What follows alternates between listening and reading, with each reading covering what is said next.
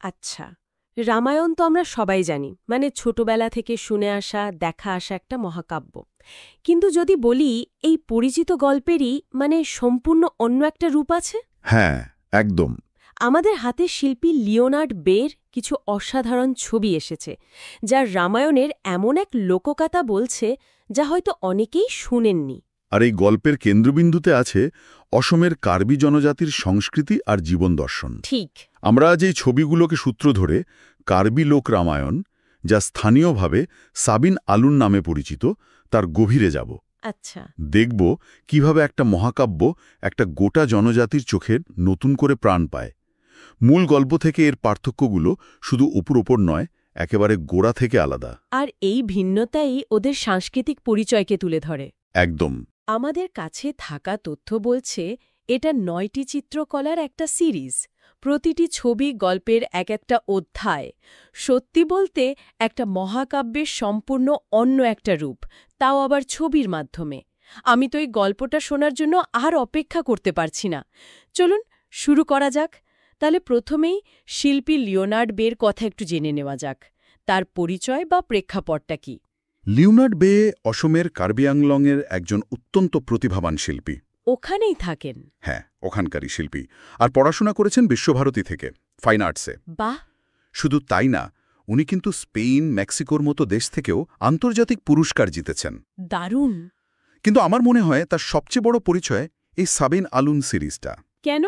এর বিশেষত্বটা কোথায়? বিশেষত্ব হল কার্বি রামায়ণ তো মূলত একটা মৌখিক লোকগাথা। মানে প্রজন্মর পর প্রজন্ম ধরে মুখে মুখে চলে আসছে। হ্যাঁ, ঠিক তাই, মুখে মুখে চলে আসছে।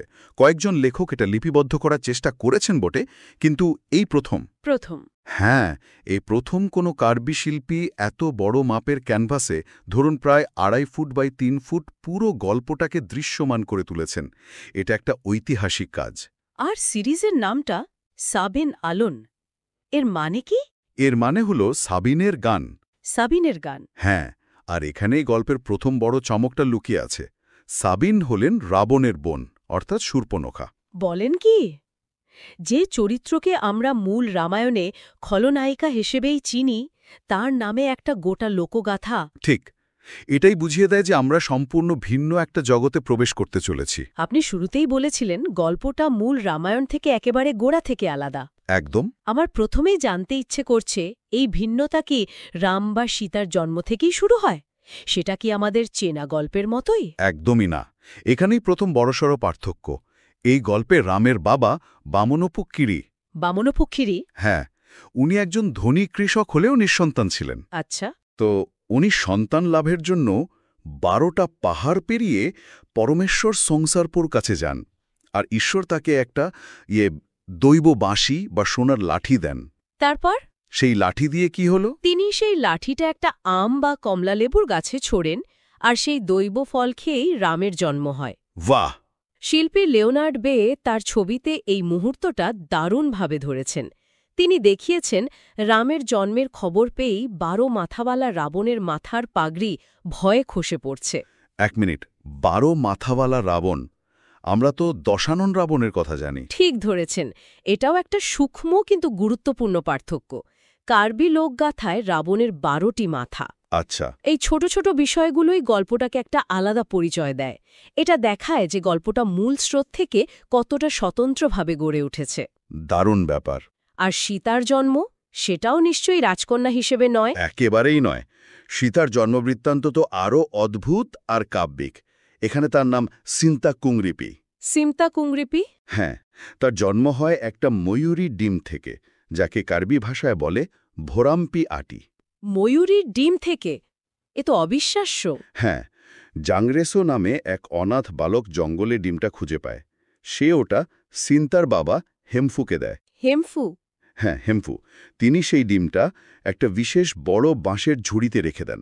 বিশেষ ঝুড়ি? এর কি কোনো স্থানীয় নাম আছে? হ্যাঁ, কার্বি ভাষায় একে বলে ইংতং। এটা ওদের সংস্কৃতির একটা খুব গুরুত্বপূর্ণ অংশ।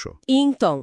সেই ইংতংয়ের ডিমটা ৩ দিন আর ৩ রাত রাখার পর সেখান থেকে সিন্তার জন্ম হয়। ৩ দিন আর ৩ রাত? শিল্পী তার চিত্রকলায় এই সময়টাকে বোঝানোর জন্য আকাশে ৩টে চাঁদ আর ৩টে সূর্য এঁকেছেন। কি অসাধারণ কল্পনা! তাই না? ময়ূরীর ডিম থেকে জন্ম, বাবা মা সাধারণ মানুষ, এসব শুনে তো মনে হচ্ছে মূল রামায়ণের সেই রাজকীয় জাঁকজমক থেকে আমরা অনেক দূরে চলে এসেছি। এরা কি তাহলে সাধারণ কৃষক পরিবারের সদস্য? ঠিক তাই। আর এটাই কিন্তু গল্পের সবচেয়ে বড় বাঁক। চরিত্ররা যেই মুহূর্তে কৃষক পরিবার থেকে আসেন, পুরো মহাকাব্যের দর্শনটাই বদলে যায়। কিভাবে? তখন রাজধর্ম বা সাম্রাজ্যের চেয়েও বড় হয়ে ওঠে ফসল ফলানো, প্রকৃতির সাথে বেঁচে থাকা আর গোষ্ঠীর প্রতি দায়িত্ব। রাম, লক্ষ্মণ, সীতা কেউই এখানে রাজপরিবারের সদস্য নন, সবাই মাটির মানুষ। সীতার চরিত্রটার নিয়েও তো কিছু বলার আছে। ছবিতে তাকে বেশ শক্তিশালী মনে হচ্ছে। সীতা এখানে শুধু সুন্দরী নন, তিনি অত্যন্ত বলশালী একজন নারী। তিনি ঘরের সব কাজ তো করতেনই, তার সাথে সেই সঙ্গে জঙ্গল পরিষ্কার করার মতো কঠিন শারীরিক পরিশ্রমও করতেন। একদিন জঙ্গলে কাজ করার সময়ই তিনি মরছে পড়া একটা পুরনো দৈব ধনুক খুঁজে পান। তার মানে জনক রাজার সভায় ধনুক ভাঙার সেই পরিচিত দৃশ্যটা এখানে নেই?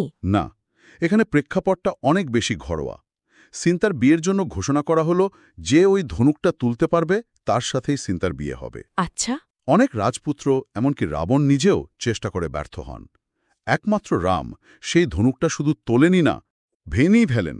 একদম ভেঙেই ফেলেন। এরপর নিশ্চয়ই রাম সীতাকে নিয়ে নিজের রাজ্যে ফিরে যান। এখানেই আরও একটা বড় সাংস্কৃতিক পার্থক্য। রাম বিয়ের পর সীতার বাড়িতেই থেকে যান। ওখানেই থেকে যান? হ্যাঁ, এবং শ্বশুরবাড়িতে জুম চাষে সাহায্য করেন। এই প্রথাটাকে স্থানীয়ভাবে বলা হয় পিসো কেনেন বা ঘরজামাই থাকা। পিসো কেমেন, এটা তো আমাদের পরিচিত গল্পের পুরুষতান্ত্রিক কাঠামোর থেকে একেবারে ভিন্ন একটা সামাজিক প্রেক্ষাপট তুলে ধরে। ঠিক তাই। সাধারণত রামায়ণে বনবাসকে একটা ত্যাগ বা শাস্তি হিসাবে দেখা হয়, কিন্তু এখানে চরিত্ররা যেহেতু কৃষক, বন বা জঙ্গল তো তাদের জীবনেরই অংশ। খুব ভালো একটা প্রশ্ন। তাহলে এখানে বনবাস এর ধারণাটা কি একই রকম, নাকি এর পেছনে অন্য কোনো অর্থ আছে? না, একই রকম নয়। এখানে বনবাস 14 বছরের বদলে 12 বছরের, আর এর কারণ কোনো রাজসভার ষড়যন্ত্র বা সৎমায়ের চক্রান্ত নয়। তাহলে কারণটা কি? কারণটা অনেক বেশি বাস্তবসম্মত এবং স্থানীয় সংস্কৃতির সঙ্গে জড়িত। তাদের বনবাসের মূল উদ্দেশ্য ছিল পৃথিবীতে অসুরদের বিনাশ করা এবং নতুন নতুন জায়গায় জুম চাষের জন্য জমি তৈরি করা। তার মানে বনবাস এখানে শাস্তি নয়, বরং একটা সামাজিক দায়িত্ব পালন। একেবারে। এবার তাহলে গল্পের সেই পর্বে আসা যাক যার নামেই এই সিরিজের নামকরণ, সাবিন আলুন। সাবিনের ভূমিকাটা ঠিক কি? সাবিন অর্থাৎ রাবণের বোন এখানে গল্পের মোড় ঘুরিয়ে দেন। তিনি এক সুন্দরী নারীর ছদ্মবেশে লক্ষ্মণের কাছে যান। আচ্ছা। এবং তাকে বিয়ের প্রস্তাব দেন।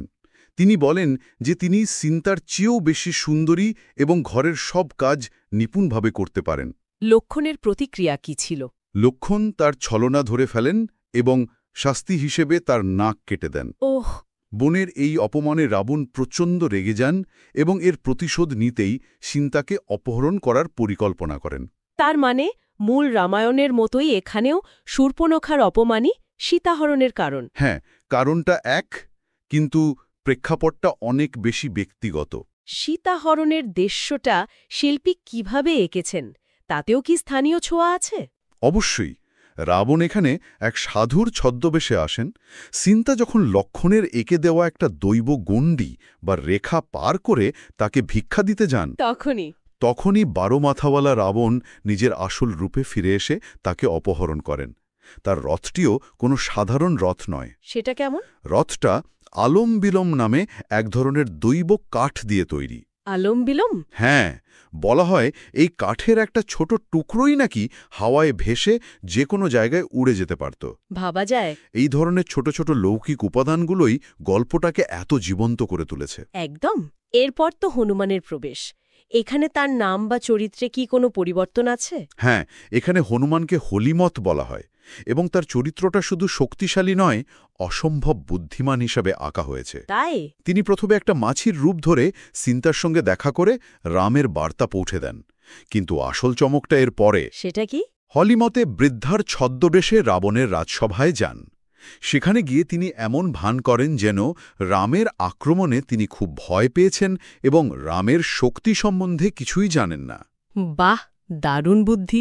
অহংকারী রাবণ তখন নিজের বীরত্ব জাহির করতে গিয়ে তার মৃত্যুর রহস্য, অর্থাৎ তার আত্মা কোথায় লুকানো আছে সেই গোপন কথা বৃদ্ধারূপী হলিমতের কাছে ফাঁস করে দেন।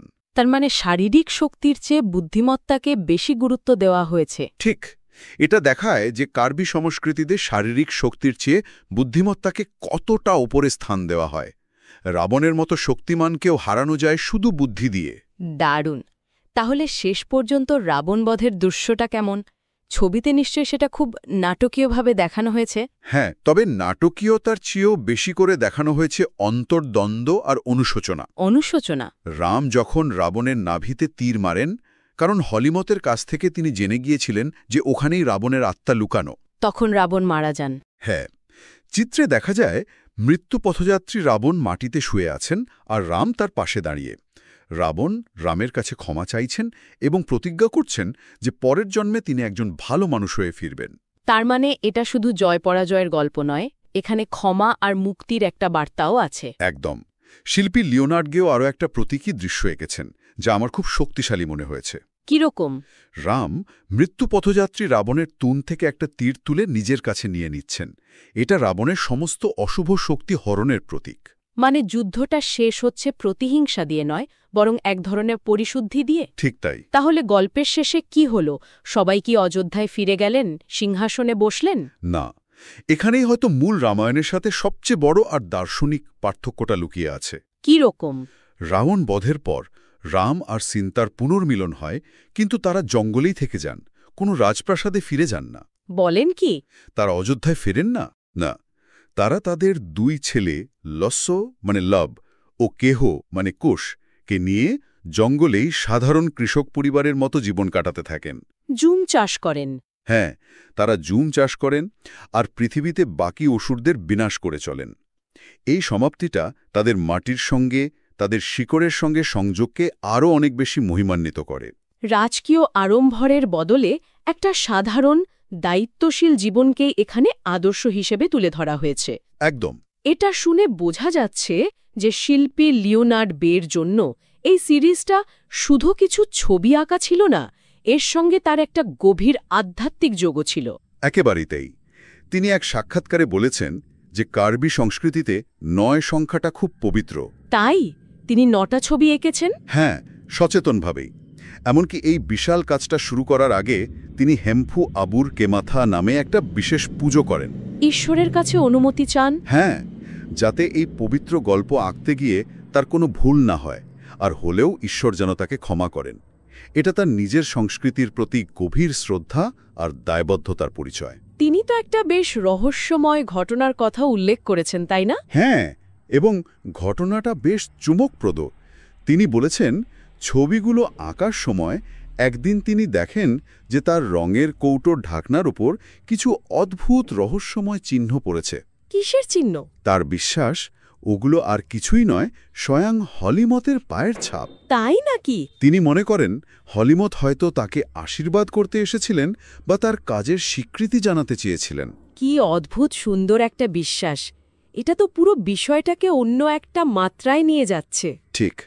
এই ঘটনাটা শিল্পীর নিজের কাজের সঙ্গে তার একাত্ম হয়ে যাওয়ার প্রমাণ।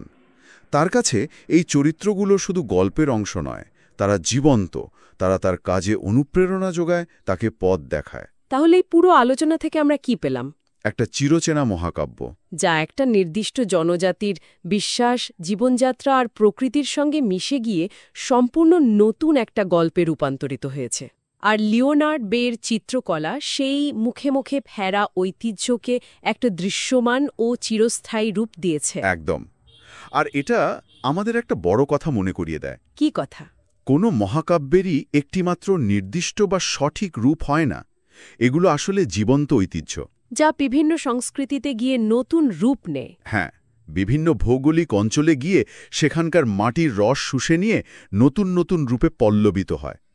এই চিত্রকর্মগুলো শুধু সাবিন আলিউনের গল্প বলছে না, বরং কার্বি জনজাতির বিশ্বদর্শন, তাদের মূল্যবোধ, প্রকৃতির সঙ্গে তাদের নিবিড় সম্পর্ক, এই সব কিছুকে আমাদের সামনে তুলে ধরছে। সত্যি, দেবতাদেরও এখানে মাটির কাছাকাছি নামিয়ে আনা হয়েছে। তারা জুম চাষ করছেন, সাধারণ মানুষের মতো জীবন কাটাচ্ছেন। আর এখানে এই লোকগাথার সার্থকতা। এটা মহাকাব্যকে মন্দিরের বেদি থেকে নামিয়ে এনে মানুষের দৈনন্দিন জীবনের অংশ করে তুলেছে। এই আলোচনাটা শেষ